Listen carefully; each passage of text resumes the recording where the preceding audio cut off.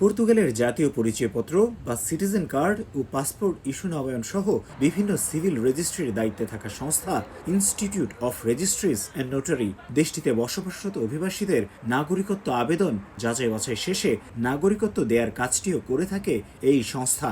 সাম্প্রতিক সময়ে বিপুল সংখ্যক আবেদনের বিপরীতে স্বল্প জনবলে নাগরিকত্ব আবেদন প্রক্রিয়ায় তৈরি হয়েছে দীর্ঘ জট।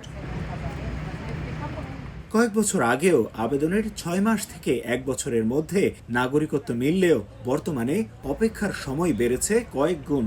অফিস ভেদে বর্তমানে অভিবাসীদের অপেক্ষা করতে হচ্ছে 2.5 থেকে 4 বছরেরও বেশি সময়।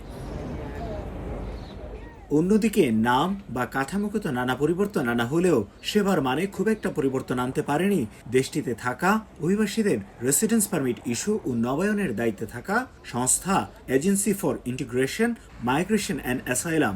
সব শর্ত পূরণের পরও রেসিডেন্স পারমিট ইস্যু ও নবায়নে দীর্ঘসূত্রিতা আর ভোগান্তির শেষ নেই অভিবাসীদের। আইন মেনে বসবাস ও জাতীয় অর্থনীতিতে গুরুত্বপূর্ণ ভূমিকা রাখার পরও নাগরিকত্ব পেতে ভোগান্তি ও দীর্ঘসূত্রিতায় চরম হতাশ অভিবাসীরা।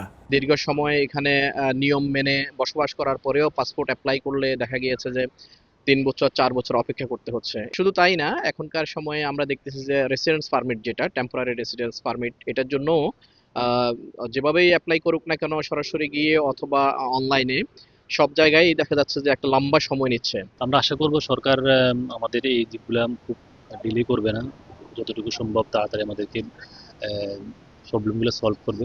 পরিসংখ্যান বলছে দেশের মোট 428টি আইআরএনএ নিষ্পত্তির অপেক্ষায় থাকা নাগরিকত্ব আবেদনের সংখ্যা 5 থেকে 7 লাখ, যা সক্ষমতার তুলনায় অকল্পনীয়। অন্যদিকে নানা পদক্ষেপ সত্ত্বেও আইমায়ও ঝুলে আছে বিপুল সংখ্যক রেসিডেন্স পারমিটের আবেদন।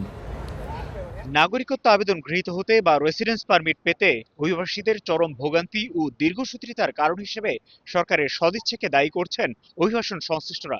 তারা বলছেন, এসব আবেদন থেকে বিপুল পরিমাণ রাজস্ব আদায় করলেও সরকার সংশ্লিষ্ট প্রতিষ্ঠানগুলোর সক্ষমতা বাড়াতে কোনো বিনিয়োগই করছে না। তাই সরকারের সদিচ্ছা ও সরাসরি হস্তক্ষেপ ছাড়া এই সমস্যার সমাধান দেখছেন না তারা। তারিকুল হাসান আশিক, সময় সংবাদ, লিসবন, পর্তুগাল।